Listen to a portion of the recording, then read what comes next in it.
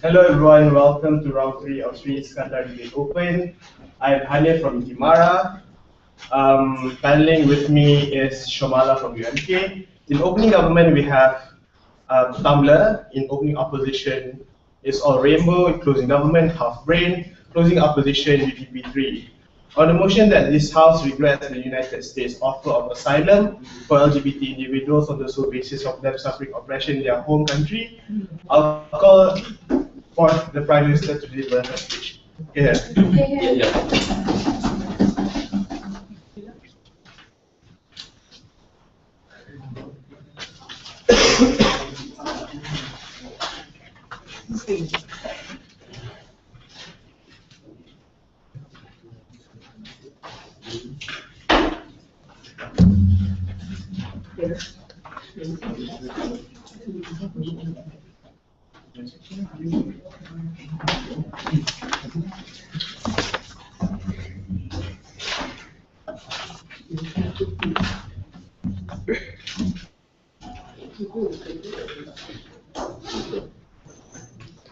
Mr. Speaker, we at SIDE government, we strongly regret the US for offering asylum on the sole basis, on the only basis of the LGBT suffering oppression in their home. I think it is right for this social problems to be the basis and the form of another country granting political rights, granting citizenship and other rights in their country due to the only reason of you being of a certain sexual orientation. We strongly regret that, and we think that US regrets it as well, right? Now, certain US has rejected certain asylum seekers because of LGBT. For example, Mexico, in Peru, in Nigeria, and in Zimbabwe. They have also granted, for example, in Atlanta and in Georgia, for people from Bangladesh to come to Atlanta and Georgia, such as Indonesians. We think that there are backlashes and repercussions that come up from this, right? I'll talk to you about that later.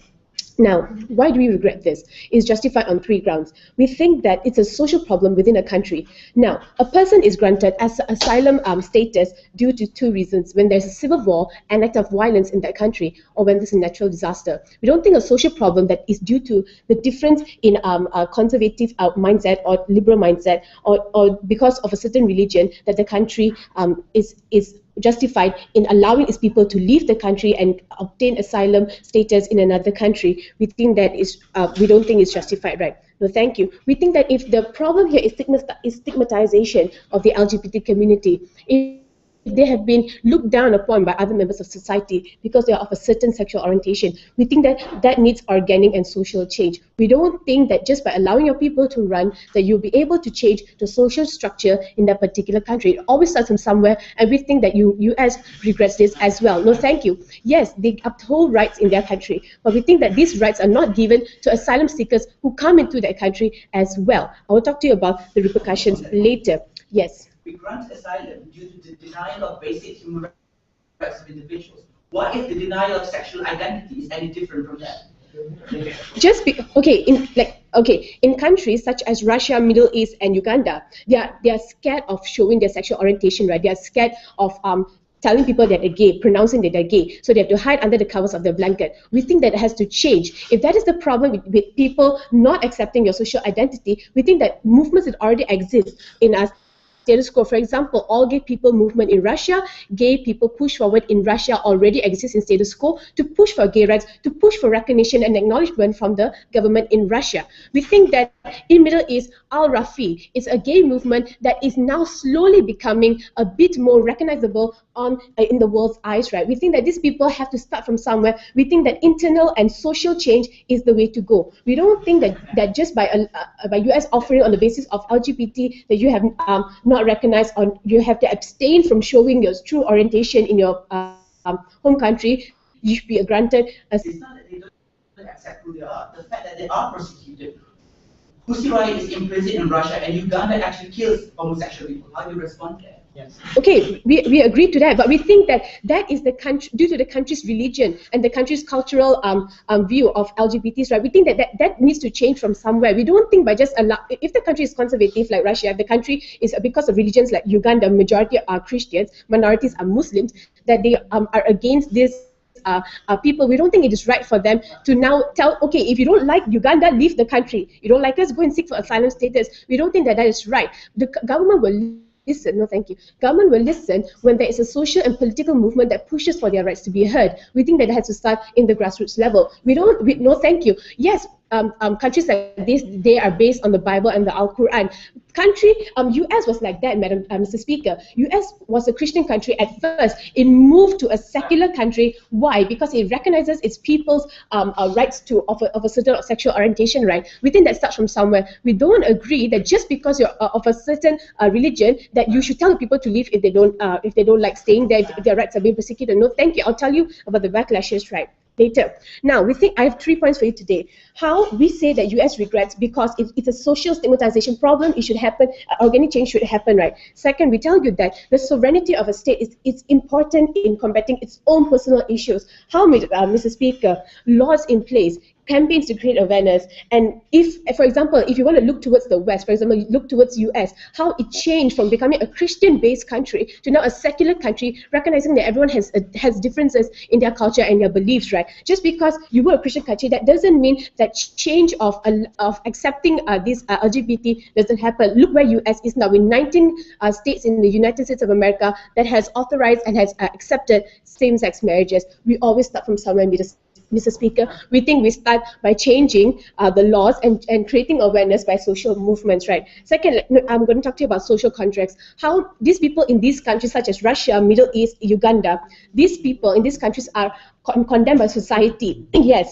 but the government in its turn have this form of obligation, the prerogative to provide a safe environment for these people. If you talk about how the government has been killing people in Uganda, kill the gay bill and etc., the government is bad. We understand. Who is going to push for change? It's the people on the grassroots level who are oppressed, who are hurt. We think that these people, they have to start from somewhere. The political party that I told you about is already existing in status quo. They are pushing forward for change, right? Now, when you go to the United States of America, the form they use, the basic in which they use for regulation is not good. In Atlanta, right, the way in which they screen people for asylum status is that they ask you, what is your music taste? And then they tell you whether you are gay or not. In Italy, for example, they want these gay people to film themselves in the bedroom. We don't think that these forms of regulation, especially in Atlanta, is justified. There needs to be a proper screening and a proper filtration of who is gay and who is not gay. Because of its lacks in regulation, because of the influx of people that come in, they just accept anyone who proclaims that they are gay, which we don't think it's right.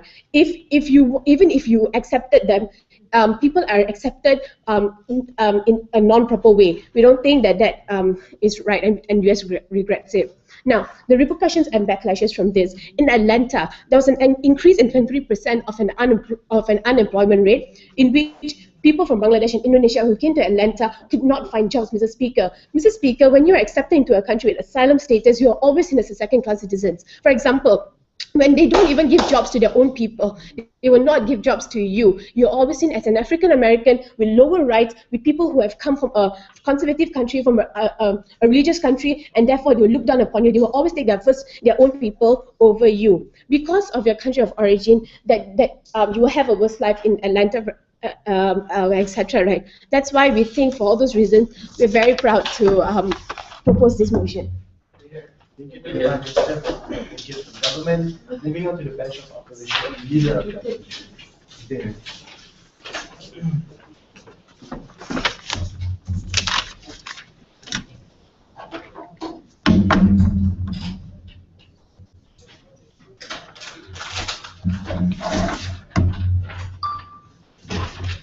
Mr. Speaker, Russia, Middle Eastern countries, and Uganda. What are these countries? What do these all countries have in common?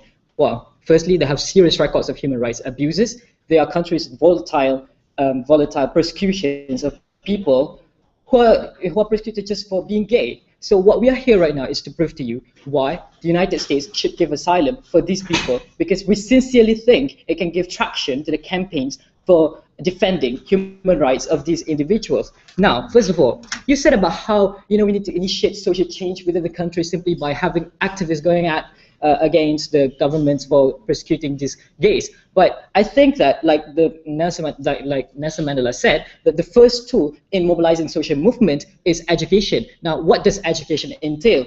Of course, is to change the mindset of the people. I'm going to expand about this in my second point. But before that, I have to tell you that, first of all, what we need to do in gaining traction with these campaigns is to change our mindset about gays people in general. So that's what I'm going to do. Before that, yes. Dear sir, you said that we should give asylum to people in countries where the human rights abuses to give traction to those people in those nations. But ladies and gentlemen, if all the LGBT people have left from those countries, what traction are you going to get? Because all of them have left. Who's going to protest against the government? Okay, who's going to have a say towards the government? Thank you, sir. Okay, first of all, the United States can't just go into that country and invade that country simply because the country doesn't do what the United States wants. You can't do that. But what we can do is we provide asylum for the oppressed people to help these people in the first place.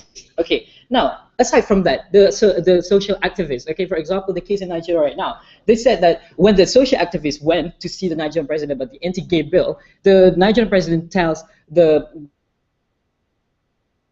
have it out with that. So you see campaign happening in Nigeria, and these people need help. So what the United States should do, instead of just invading the country, because that is not possible, they can help them by giving them help and by giving them asylum. Sorry. Now, moving on to my first point about why the United States needs to do this. I'm going to give it to you in 3 levels. Okay, first of all, why do we give asylum? We give asylum as protection for these people who are fleeing these oppressed areas, okay? And we identify that it is such a basic human rights, such as freedom of expression, freedom of speech, and the rights to identify yourself as whoever you want to be. It's a basic human right, and we need to protect this. Like Jim Al-Khalidi, the president of British Humanist Association, said, for too long in many parts of the world, an apathy towards freedom of thought and expression has been allowed to prevail. And as humanists, it is our right to defend these people, and we are going to do that. Now, how does this extend to LGBT rights in general? Because I've been talking generally about human rights. Okay, the right to self-expression and identity is particularly fundamental to who you are as a human being. You can play dress up, you can play drag or whatever it is you think that you want to do. It is your basic human right, and we think that the United States should promote these rights. And further than that, these LGBT people have been suffering in these volatile countries, like I said, the Russia and Middle Eastern countries, and Uganda and Nigeria. And we think that the United States has this moral responsibility to help these people. This isn't just some liberal talk about defending the human rights and all of that. We think that there is really an emphasis that we need to do here, that we need to focus on here to help these people to gain better recognition in the world. Now, the very important question here, why does the United States have this responsibility? The United States, as the only remaining superpower in the world, has within its job description the moral obligation to help the oppressed people in other parts of the world. Okay, for example, if you see an old lady, okay, down the street who's having trouble, what should you do? Of course, you have the moral imperative to help that lady. Okay, it is a moral obligation for you to help them to get help. Yes. Yes, sir. But is your solution running away to a different country rather than educating that country, that origin country? Okay, first of all, you talk a little bit about how these LGBT people will make trouble in the United States, for instance. But I do think that the people, okay, some of them are very educated, and I think that because of their education, because of the liberal talks, they are persecuted. It's as simple as that. The anti-gay bill in Nigeria, in Uganda, is passed simply because of their conservative values. Okay, we're not, like I said, we're not going to change those conservative values just in one go. Like, for instance, invade Uganda. You're not going to do that. But what we can do here is that we help people, these people that have education, that have this liberal thinking, for them to gain more recognition. And with that, we think that when we help these people, these activists in themselves, when they come into our country and we help them, they can go back to their country if they want, like some Nigerian activist, okay? He went to the UK, but then after that he came back to his country because he thinks that it is his moral obligation to help those countries, to help the people in his country to change their mindset. So it is your individual responsibility. You can go and help them. But what the United States is doing right now is first and foremost recognize that this is second. We need to promote, we need to encourage these people for them to get help, okay, to have a safe and secure place for them to voice their opinions. And other than that, okay, for all those laws in Nigeria and Uganda, they're not gonna help those people who are in closet, because if you pass these laws, okay, you do this discrimination thing, you are gonna push them further into the closet. So what we see here is that you are just taking care of the conservative members of the society, but you're not taking care of these people who are gays. Okay. Now, moving on to my second point, about how it will affect the public mindset. We think that the mentality of the people worldwide has been very negative, like these two teams here, about the LGBT people. Now, the lack of understanding, we think that this entails of a further recognition of moral obligations, and the inertia of the movement right now, the United States should be the leading party in promoting, as the United States has rights, the bastion of moral defenders. So we think that the United States can really push these campaigns.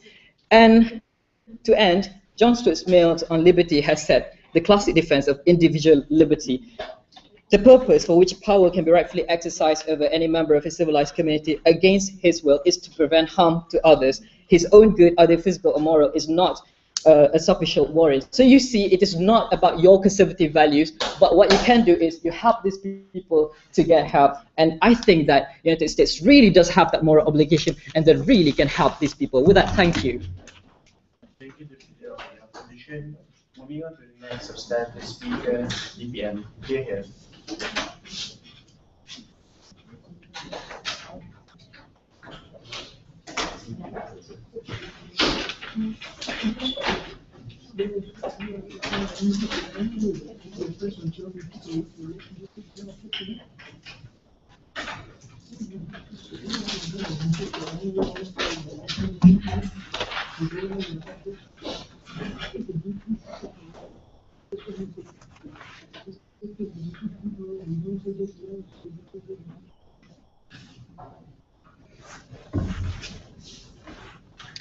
Mr. Speaker, first of all, we need to understand what asylum really is, the real importance of asylum. As what my first speaker has mentioned earlier, asylum is normally given to those who suffers in their country, especially suffering in terms of natural disasters or even civil wars where the whole country suffers. Give them asylum so they can seek as refugees in their countries, a place to stay where they feel safe, where they are not be able to feel all that in their own country, where all these situations are really tense.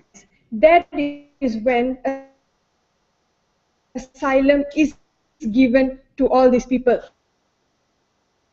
Not only solely because you are not accepted, social stigmatization. That is why we do not see the actual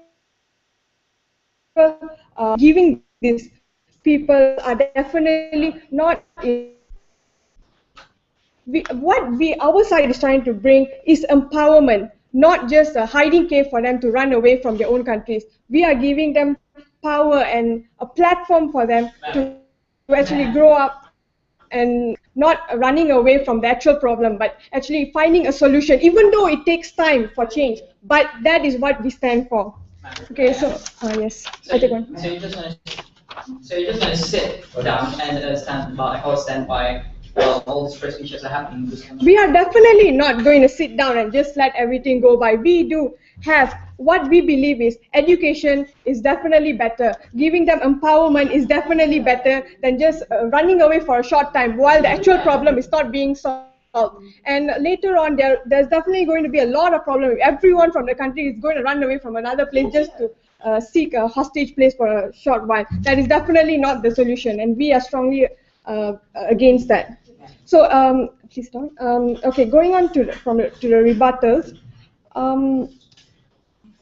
we believe in organic change, and running away is not a solution. So, and where you mentioned about human rights are always there. You cannot just compare that with LGBT rights. Human rights, if you break the law, that is the law. There is check and balances in the country to prosecute the people who goes against that. LGBT rights is a total different matter. If you break the law, if someone were to hurt you, no matter who you are, you can go to the court and settle that. That has nothing to do with LGBT people. So what happened in America last time? Even blacks face the same problem as LGBT people.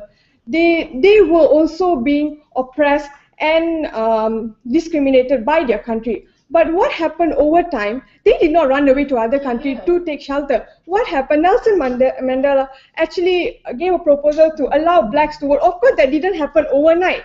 It did take time, but eventually, even blacks are given the same rights as the people in their country themselves. So what does this show? This shows that organic change is definitely bad, and it definitely takes time. Educating the people to live their way and to fight for their rights is definitely better than running away and giving them shelter somewhere else, where the actual problem is not being solved.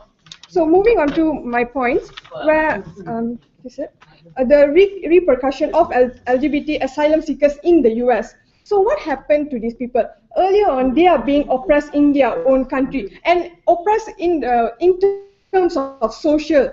Just people around them are not accepting them. They are not being highly discriminated. It's not a very urgent matter, just stigmatization. They are being called names and so on. So what opposition is trying to say is they run away to another country. What we are trying to bring up is we are highly encouraging platform for them, movements. For example, in Russia, they have the AGP movements and gay push forward movements to empower these gay people, and they are slowly being built up.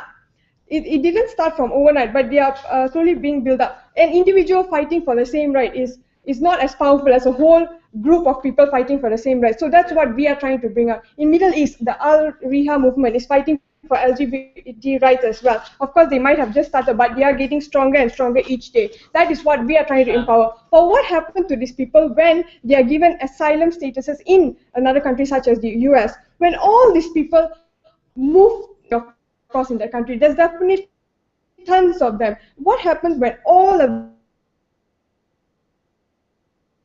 them, even it might not be the same problem, but even in the US citizens are looking down upon them just because of their asylum seekers, and of course based on what home country they are from, like conservative countries. So what these US citizens are looking down, like they are treating these people as second-class citizens. They are not given equal rights, not what they are fighting for. So what is the point of moving and facing another different set of problems when you can actually solve the main problem by having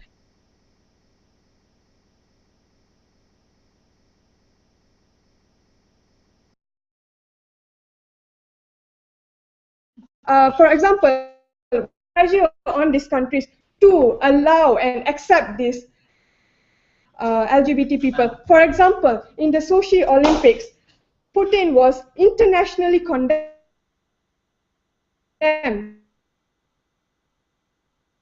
External pressure. Slowly, the country will change, even though it's from a conservative country. They're not going to.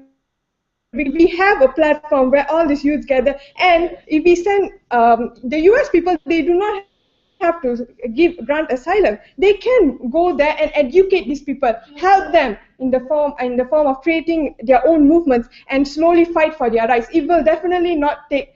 It's not a one-day thing. It's definitely an overtime, but that is what we want. We want them to be accepted and grow up in their own country and not run away and find a solution somewhere else where creating a platform and growing in your home country is the best solution for us. So go with side government. Thank you to Deputy Prime Minister. You want the next speaker from Yes.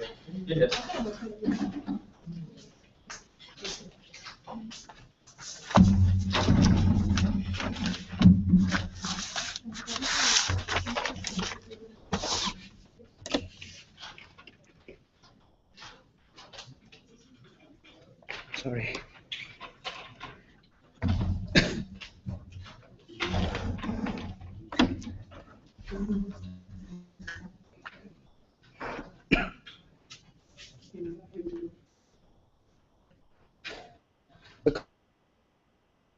According to, if a woman ends in marriage, she should never report that to the police. And in fact, the police has no moral obligation to intervene for the simple reason that they are hoping for the best, that just by luck, that marriage will turn out to be fine. We don't think that's fine. We think the denial of basic human rights is something which is really, really focused. And why do we think LGBT rights is not different from human rights? Simply for the fact that LGBT is an expression of your sexual identity, the most fundamental rights in human being. If you can't express your sexual identity, that is a denial of human rights. And Wilson has told you as to why US being the forefront in terms of human rights, why it has been traditionally the power that actively exports the ideas of human rights for decades, makes US in a very and tell the world why it is so important for us to actually help these people. The fact that they have the capacity to do it means that they have a bigger moral obligation than the rest of the world to do it. We think US is in a very unique position. I'm going to talk about a couple, I'll respond to a couple of things. First, why we offer asylum. Asylum is offered to political refugees whose rights to genuine democratic policy has been denied. We think this also people whose rights to sexual identity are denied. We think asylum also applies to LGBT people. Secondly, empowerment. They talk about empowerment a lot and why internal change is good. The thing is homophobic. Uganda killed his homosexuals. Some are even stoned to death in Middle East. What kind of empowerment are you talking about? What's going to happen? People are going to run back into the closet and never going to come out, and that is not an empowerment, Mr. Speaker. No, thank you. The second thing, when a huge amount of the world to a foreign country, that brings about a massive shock value. It brings media attention to it. What that means is that it creates a powerful shock value. That public debate in itself is a form of self-empowerment. We are very sad that they fail to see that. No, thank you. I'm going to talk about a couple of things. 3 points I'm going to talk to you about. Firstly, how it will bring about internal change in the home countries. Secondly, where we think LGBT has a right, particularly in the US. And thirdly, where it will bring about social change in the US and the rest of the world. Before that, a few rebuttals. The first one is the idea of violation of sovereignty. For as long as they protect of humanity in that country. Once they no longer protect the basic human rights, such as the expression, the state no longer has the absolute right to claim sovereignty. Sovereignty is not an absolute right. We think when you deny the basic human claim to sovereignty, it becomes therefore okay, morally acceptable for other countries to come in and intervene and help you in that basis. The second point, asylum seekers cannot find jobs. I find this argument to be very... Firstly, LGBT people, they can contribute to the society, but they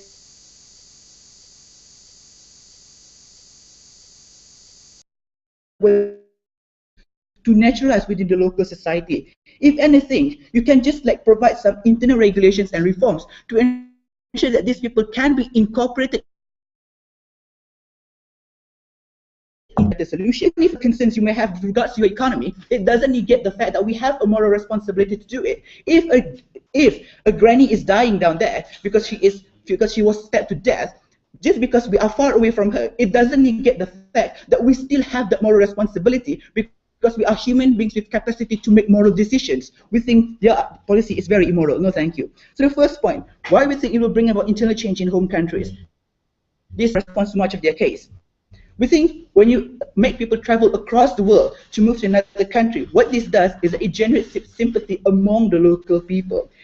We think when LGBTs have no thank you, that is not an easy decision to make. When people, the local people, the homophobic people see the kinds of sacrifice that these LGBT people have to make, they are more compelled to try to understand. And in fact, homophobic itself is fueled by the fact that people refuse to understand the reason behind why these people were born to be gay. We think that will bring about a gradual organic change. And there are a couple of effects to this. I take after this point. The first effect is that this understanding of the local people systematic transformation of the existing legal system, because there are holes and loopholes in the existing legal system which systematically discriminate these LGBT people. We think when people are more understanding of LGBT rights, they are more likely to reform that system. We think it empowers LGBT movements and bring about the internal change that opening government is so keen to harpen out. The second effect, people are going to be emotionally charged with this. What is going to happen is that they tend to voice out against the powerful religious institutions in these homophobic countries. What this does, it will greatly dilute the religious influences in these countries and thus provide a powerful counter opinions to the homophobic religions. I'll take this, any one of you. Okay, sir, you talk about how we need to run to US to gain sympathy from people in our home.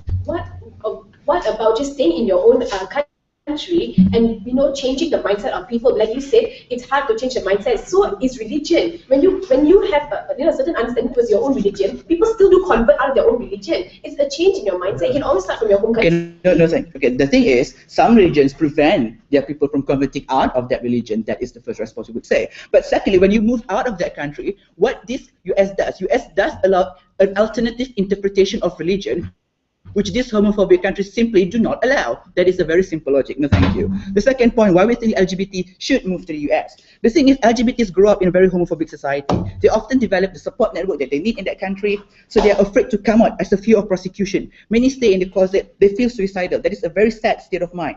So we think when there is a promise of security, they would get that positive sense of self-affirmation. You help the mental health of these people. We think that's actually very good. And the third point, why it will bring about social change in the US. Religion, firstly. Religion is very powerful. Some states don't even legalize gay marriage because religion is very powerful. When more LGBT migrates to the US, what this does is that these LGBTs come from a diverse religious backgrounds. You swell up the ranks of the LGBT movements in this country, thus empowering, also in terms of amounts of counter views that are available in that particular society, thus empowering the public debate to further push for LGBT political agenda. We think that is actually very good because it dilutes the political power of these religious institutions and further weaken that and push them to the fringes of the discourse, and thus empowering the kind of social change that we want to see in today's debate. Secondly, people in the US has traditionally seen that Asian peoples cannot be gay. That is a very racist type of view. We think what this does is that it activates the inner moral conscience in them, that just because these people live far away, it doesn't mean that I don't have a moral responsibility to help them. The fact that I have the wealth, I have the money, I have the capacity to do it, makes it more morally obligatory upon me to actually help those people. Mr. Speaker, we talk about social change, we talk about why we have a moral right, and we are a human being with ability to make moral decisions. If we claim ourselves to be human with ability to make moral decisions, then stand with open opposition. Thank you.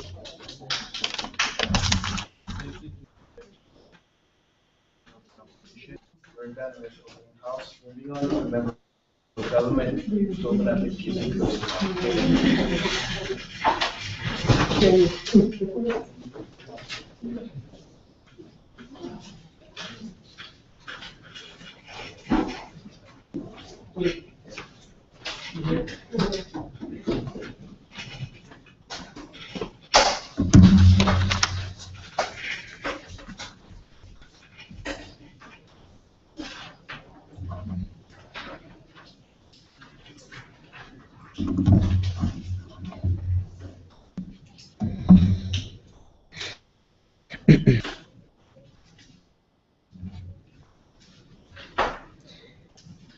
Team opposition have come up here and said that it is the US's moral obligation, that they are the bastion of moral responsibility, and therefore they have to protect the rights of these LGBT individuals. And that is as far as the similarities go between both sides, because their proposal of giving these people who are seeking asylum, giving them a place in the US, is merely running away from the problem and not solving the problem which exists. Now, ladies and gentlemen, before I elaborate on, before I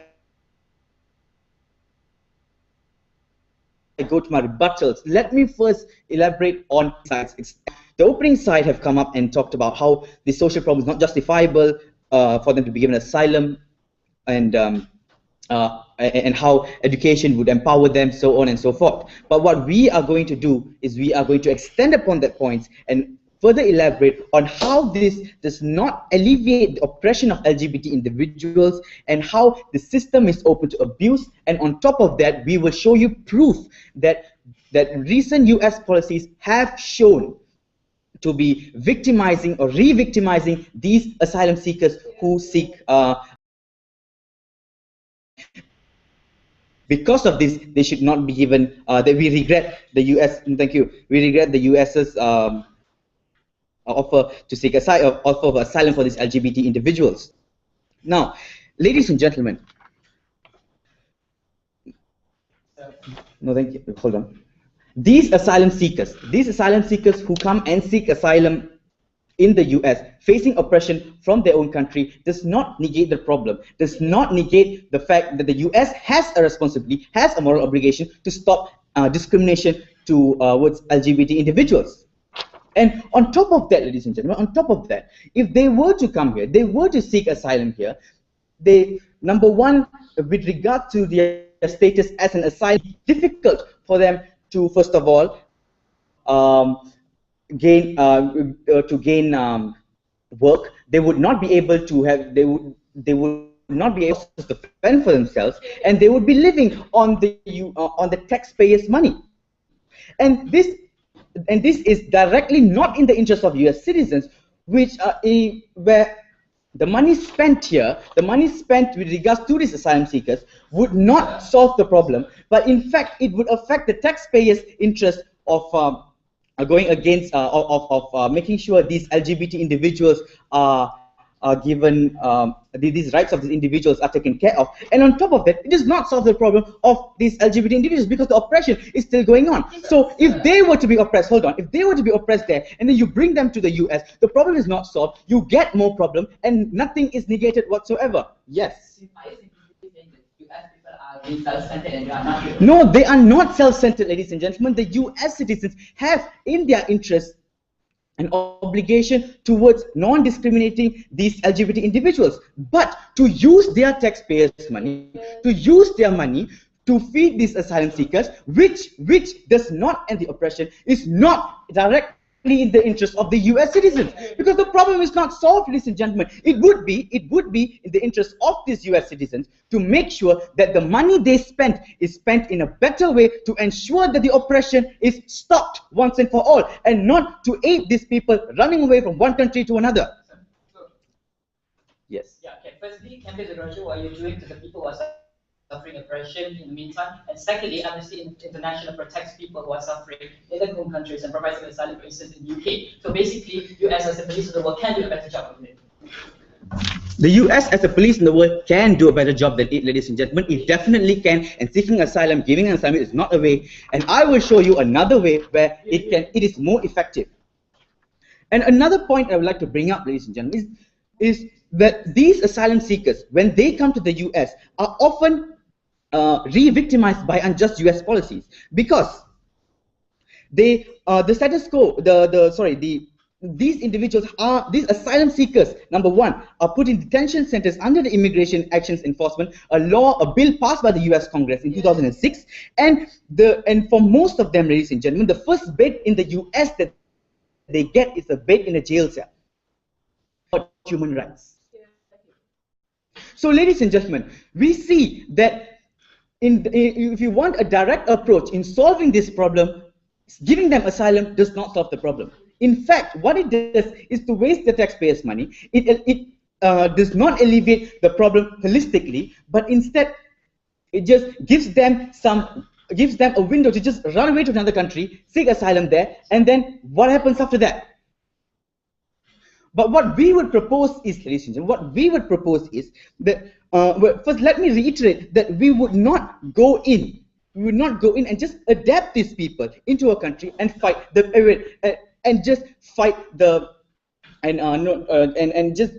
battle for them. What we would do is, ladies and gentlemen, we would rather go for a more holistic approach where we would like what team opposition as US as a huge superpower would actually recognize these rights of the LGBT individuals. And with that, ladies and gentlemen, we have seen in many ways over something can result in proper international condemnation over Vladimir Putin's handling of the Pussy Riot protests. Forced him to release the. What we would do is, we would push for an overwhelming support in the international community that would directly in the grassroots levels for these oppressed nations, that would empower them to seek for social solutions that would result in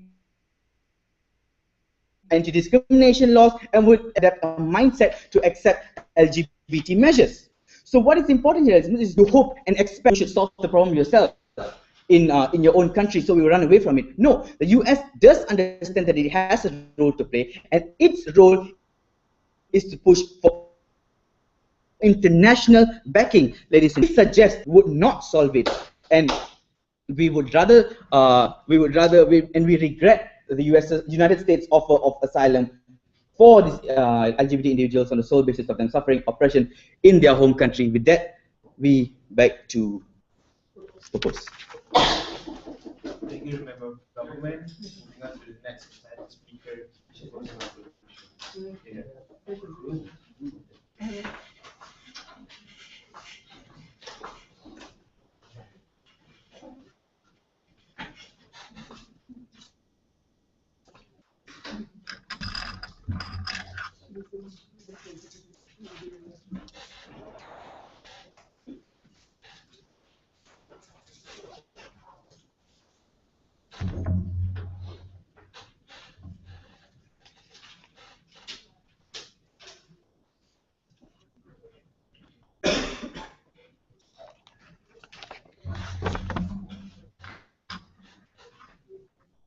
Okay. Mr. Speaker, a lot of assumptions have been coming out of both sides of the government today. We see their opening government coming up and telling us that essentially their main argument is that all those LGBTs will move away from their country, for their home country where they're persecuted, and move all of them to the US, and hence there will be no more people fighting for LGBT rights in their home countries. This is a huge mistaken assumption that I will clarify further in my last point. But first, let me move on to some of rebuttals. They said that US citizens, the government said that the US citizens will basically look down on those LGBT seeking asylum. And that, again, is a very racist and is a very mistaken assumption. Basically is, you have history to prove you wrong. US is formed on the idea of multinationalism, that US citizens are basically coming from different countries and coming together to take citizenships. So you see the US citizens have the nature of accepting others. Starting with the idea of their multinationalism, they were the first countries to accept the blacks, and the recent acceptance of the LGBTs movement itself. We see the closing. Yes, please. We also see the closing government is that talking about taxpayers wasting their money on LGBT seeking asylum, and that also is a non-justified assumption. There's a lot of assertion in here going. Taxpayers will waste their money on them, while those LGBT seeking asylum do have education, do have skills. They can do stuff. They can get employment. They can go to work. They can open their own businesses. They might even come with their own money and so. So those people do have skills, do have abilities, do have education to do their own for themselves. And at the end of the day, they will see their asylum seeker granted the U.S. citizenship, and hence they themselves will become the taxpayers. So no, the taxpayer money isn't being wasted on them. And then we have this like very dreamy assumption coming from the closing government about how international condemnation is useful to solve a case. No, sir, it is not useful to solve a case. It may be just a bit useful, but history has shown over and over that international condemnation rarely solves a case. Let's look at the women oppression in Saudi Arabia, how they're not allowed to drive in Saudi Arabia. We have endless countries over and over condemning Saudi Arabia for not allowing them to drive, but no, women are not getting their rights in Saudi. So we see international condemnation is really useless. Okay, for my arguments today, I'll be going on an umbrella argument. This argument will go like this. having this motion having this motion not implemented, so keeping those asylum seekers, will have three varying effects. First of all, you have accepting LGBTs in the US will lead to accepting the LGBTs worldwide, and eventually will circle back and lead to accepting LGBTs in their home country. Now, how do we go about this? First of all, when you have... Sir. Yes. According to your umbrella theory, accepting LGBT rights in the US will lead to accepting LGBT rights in the world and eventually the oppressing country. But what about women's rights, ladies and gentlemen? They accept women's rights in the US since the 1800s. Have they been accepted in Saudi Arabia, sir? Sit down, sir. Yes, I will show how in this motion, the idea of asylum seeking is the key to accepting the rights, and not the mere idea of accepting the rights. So we're talking here about the idea of asylum seeking, how it is going to be useful. Let me show you.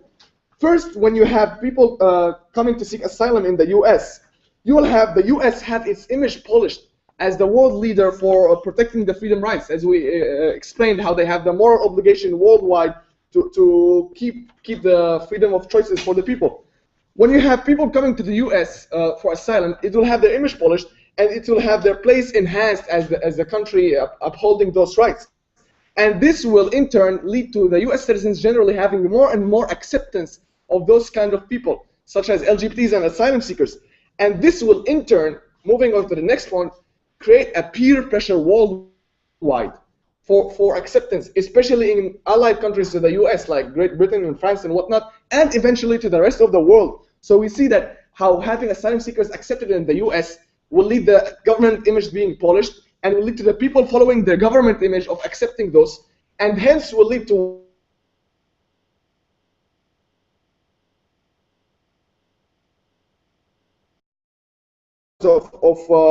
population acceptance. Now we move on to how this will circle back and give acceptance to those LGBT rights in their home country.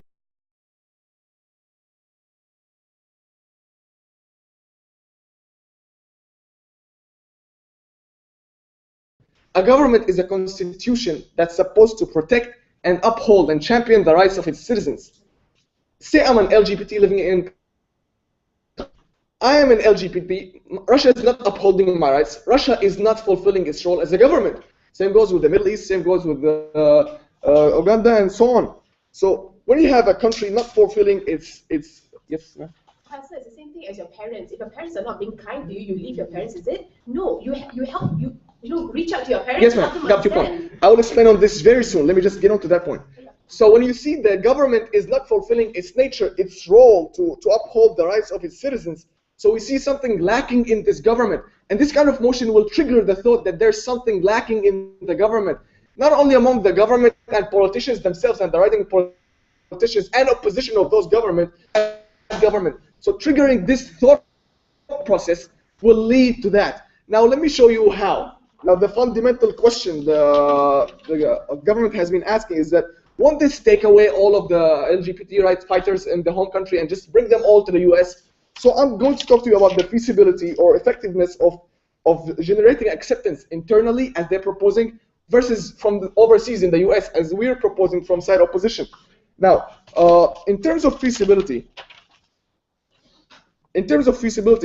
you have when people move to the US to fight for to get their human rights there, you have people having a venue to meet and organize themselves and their lines and their thought process and becoming one unity to fight for their human rights. So you have, for example, LGBTs from Russia coming together in the US to create a venue for them to meet and organize their thoughts. And from there, they will propagate a motion eventually coming to Russia. Versus this kind of LGBT right fighters being in Russia, being persecuted, being jailed, like we see the pussy rights jailed in Russia.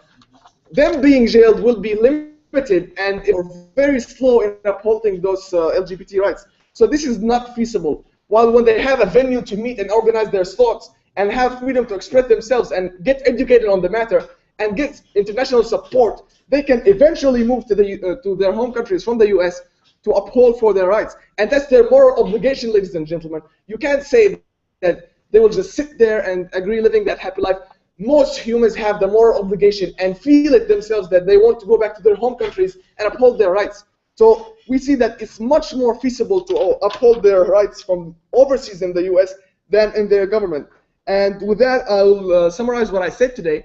What I said to you is that we have an umbrella chain reaction where you have the LGBT rights getting accepted in the US and hence getting accepted worldwide and eventually in their home countries. And this will show how the feasibility in their home countries is really useless compared to the feasibility in the US. With that, I end my motion. Thank you. Last speaker from Gulf.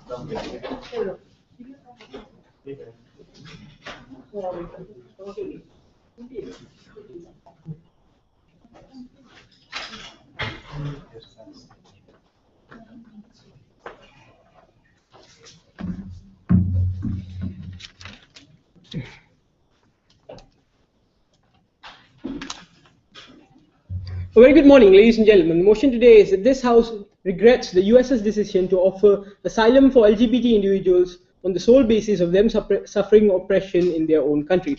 And we in Team Closing Government is fully and wholeheartedly convinced that the motion today must not stand simply because we believe that this does not address the root of the problem and will not solve the problem. And we, ladies and gentlemen, address this debate from 3 points of view, from 3 issues. Number one, ladies and gentlemen, how it does not help end the oppression. My first speaker is very elaborate on that. Number two, how it is open to abuse. And we extended on that, ladies and gentlemen, how it's open for abuse. And number three, ladies and gentlemen, my first speaker that I went on to talk to you about how these LGBT victims who are oppressed in their home country are often re-victimized by unjust US government practices in the first place.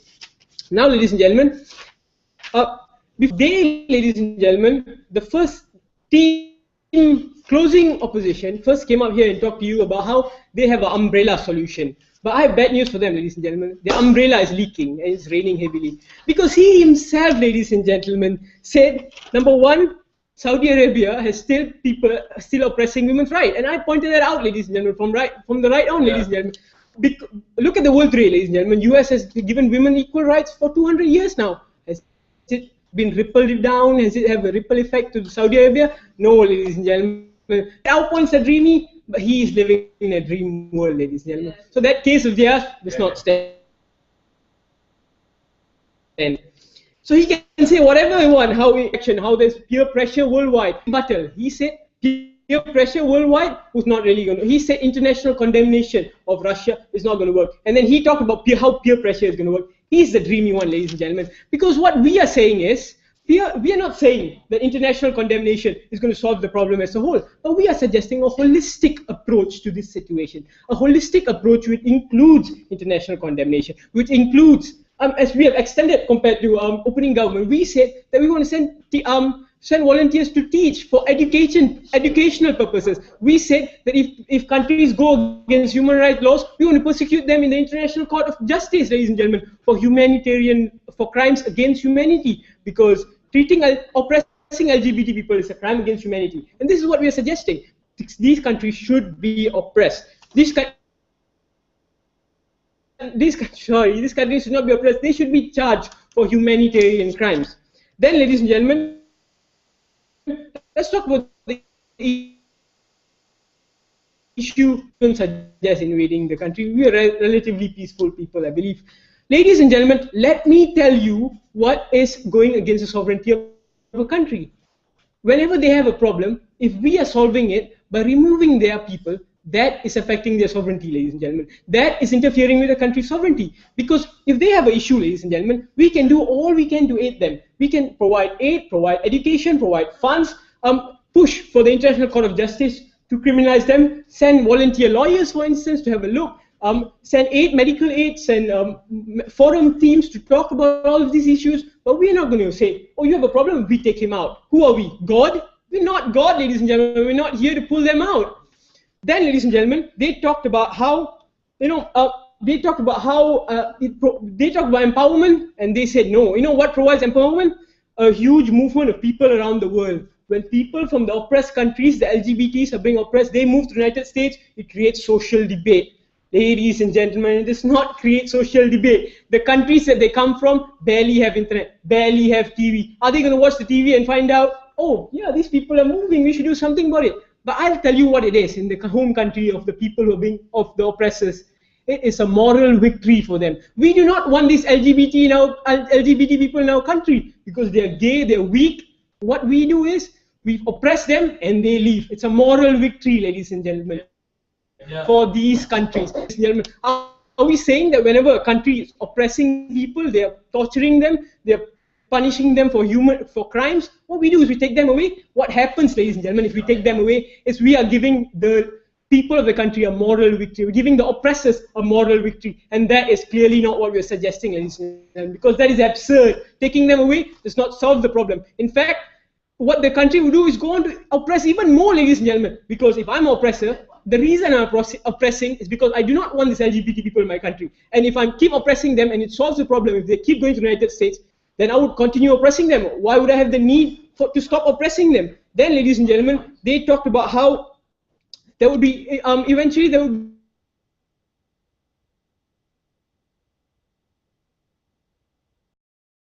gains more traction on all that. Ladies and gentlemen, it's a joke, ladies and gentlemen, because who do we, after all the LGBT people have left the country, do we expect the oppressors to have an emotion?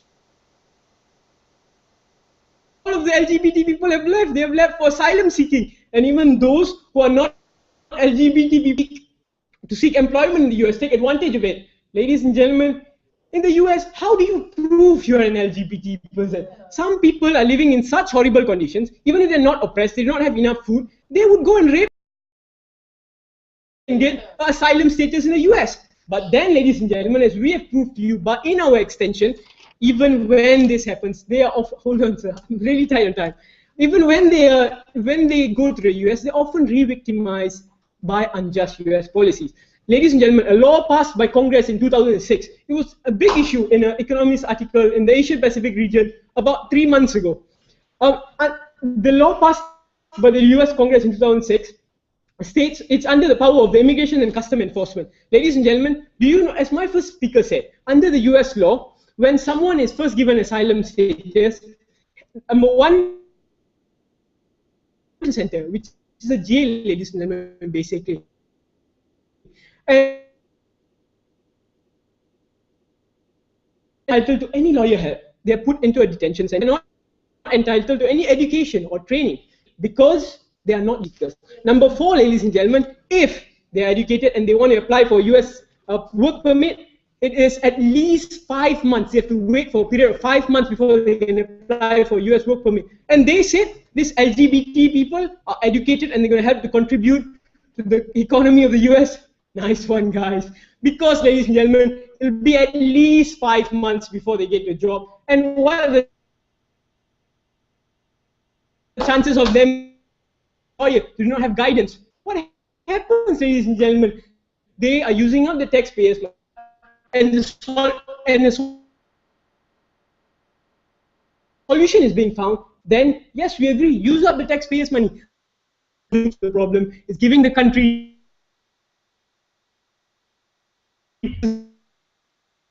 a bigger, providing asylum seeking is not the way. So for all these reasons, we've done and we propose. Thank you. Yeah. Thank you to Rampet. Moving on to the last.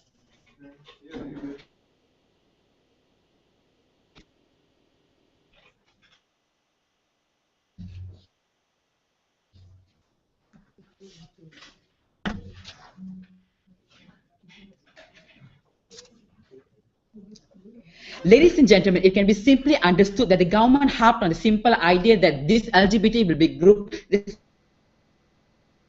accepted. Ladies and gentlemen, we see that we need a political change. We need a social change where people have moral high ground. And the government is not accepting that in their paradigm. So that is why we want to implement the act. And firstly, I want to oppose the one thought come from the closing wave. He told that even though when these people are going to the US, they will continue to be victimized, ladies and gentlemen. But this comes a clash point from the opening itself. Because the opening itself has stated clearly that these people are going to get citizenship. These people are going to get the same equal rights as the US citizens in the very first place. So that is why they are eventually going to get the same rights as the US citizens in the very first place. They're going to get the same job employment. They're going to have the same rights and everything. So their idea on the illegitimacy comes basically illegitimate. Second, now I have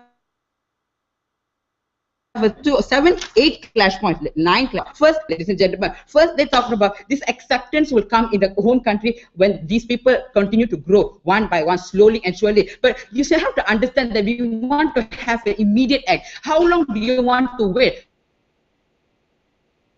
How long do you want to combat everything later? How long do you want them to face? That is why an immediate act. We want to tell them that yes, we are here to protect you. We are there to care for you. So that is why there is an avenue for you to actually come to us. We are not actually telling them that there is no place for you to get help from. So that is why we as a US, not we as US, but we are trying to protect these people in an immediate sense, ladies and gentlemen. From their case, they are only protecting them in a long stance, which I see is irregardless, illegitimate, ladies and gentlemen. And secondly, the idea of who protects their rights better. Now, currently under the status quo, their protection of rights is nevertheless same, ladies and gentlemen, because their basic human rights are being ripped. Their basic necessity is being ripped. These people are oppressed in their country because they are not being liked in their country. So do not get the same amount of appreciation about the conservative people, the people who are actually normal in their country, because they see that these people are abnormal. So because of them being abnormal, they do not get the same rights as these people they assume to be normal. So how are they going to get a better sense of acceptance in the country itself? So that is why we are opening avenues. We are protecting their rights better. We are telling that we can protect you. We can give you what you want. Come to us. That is why. But we are not playing God here, ladies and gentlemen. We are only trying to say that we are capable to protect you. And thirdly, on the question of empowerment, they talked about how they. Sorry, miss. They talked about how they want to bring empowerment in the country by the idea of education, ladies and gentlemen. We talked about the effectiveness of the education that is we have in the very first place. The effect, we already have education on gay rights. We have already education on how LGBT movements are already going on. But how is the effectiveness going on? People still pelt these people with stones and rocks. Pussy rights is still going on, ladies and gentlemen. Why is this so? Because the education is not working. We see that this education is not a feasible idea of solving this problem. So that is why we want to act. That we want to empower. In our paradigm, we want to empower the gay people in the very first place. We want to tell them, no, you don't have to hide in closets anymore. You don't have to be someone else, just to play someone else, just to be accepted. You can open up. You can be yourself. And you don't have to be hiding under someone else just to be accepted in that community, ladies and gentlemen. So that is why we feel that we give the better sense of empowerment compared to their paradigm, ladies and gentlemen. On my fourth point, on how they talked about how solving problem internally, and we are talking about how this problem is going to be solved globally.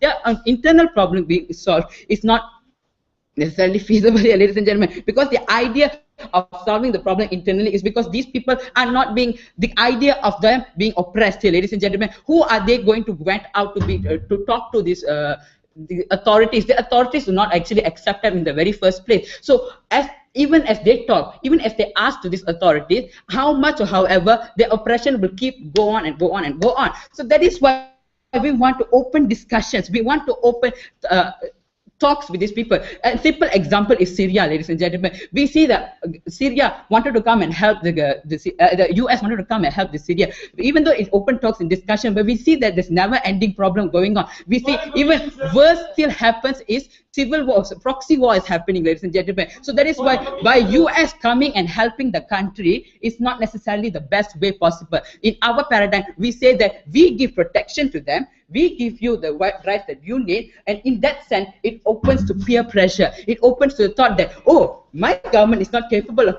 protecting these people. It gives a sense of, oh, if US is protecting and I am not capable of protecting. And this paradigm will surely show that each government has the responsibility to actually protect all people, regardless of what they are, black, white, gay, lesbian, or whatever, ladies and gentlemen. And that is why this opens to peer pressure, and this opens to the thought that they are not capable of running a government, and that is why they will implement the system. And on fifth day, the question on taxpayer, which is illegitimate, ladies and gentlemen. They talked about this is going to use the taxpayers' money and whatnot. You have to understand that these people are going to get citizenship in the country in the very first place. So by them getting tax, they then be entering the citizenship, they also be the taxpayers in the very first place. They are going to pay money to be in the country. So they're not using anyone else's money. They are also contributing to the society. They are also contributing money to the government in the very first place. So the idea of them using up government, the taxpayers' money in the US is again legitimate thought, ladies and gentlemen. And on sixthly, on the role of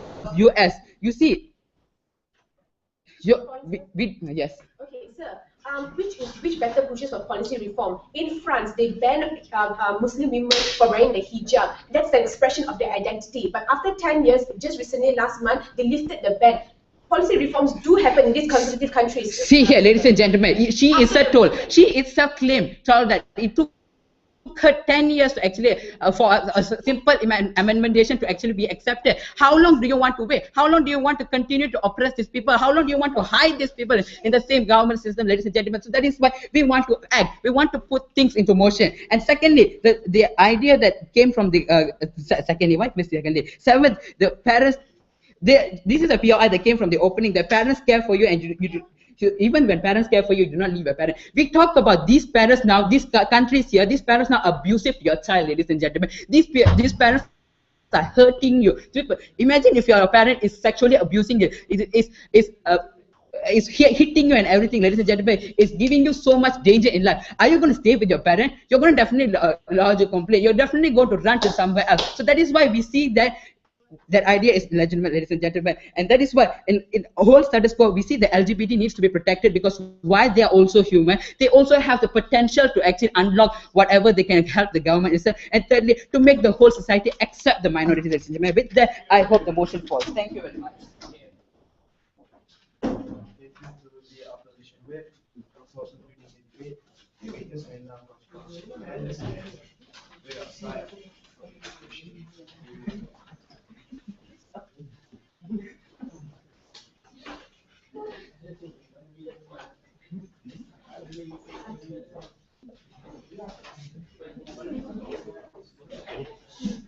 Thank you.